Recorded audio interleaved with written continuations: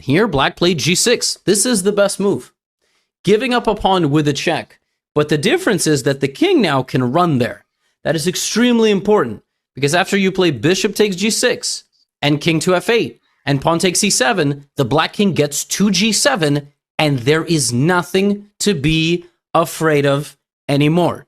That is why you needed to play the move g6, so the king could run to g7. Okay, self-explanatory. g6 takes, here takes, king g7. Folks, look at this position.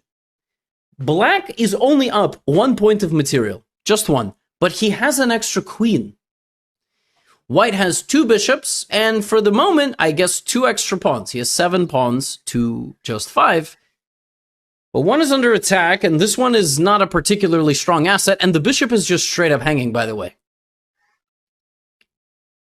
But this next move is really the most incredible part of this entire combination.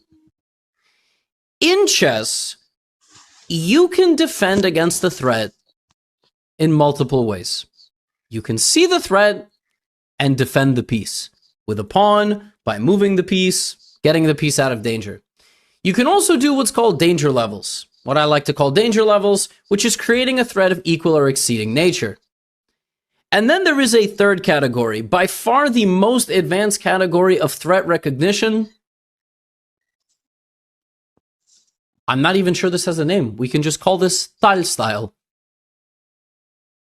Bishop to g3. Tactically defending the bishop on g6, because if the king were to take it, pawn to f5 would be a check, and the queen would be hanging. But the thing about the move bishop g3 is, unlike lower-rated players who play hope chess, if they take on g6, I play f5.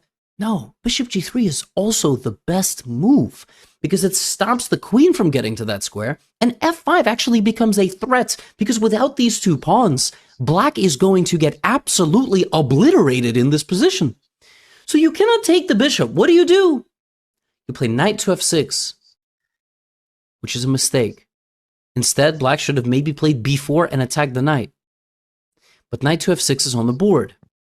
And Tal plays rook e1, threatening the pawn on e6, then the pawn on d5, and then f5 is coming. He leaves the bishop hanging once again. Koblenz plays b4, which proves to be a very bad mistake if white plays the move f5 here. The thing about f5, though, is that it would allow the queen to take the pawn.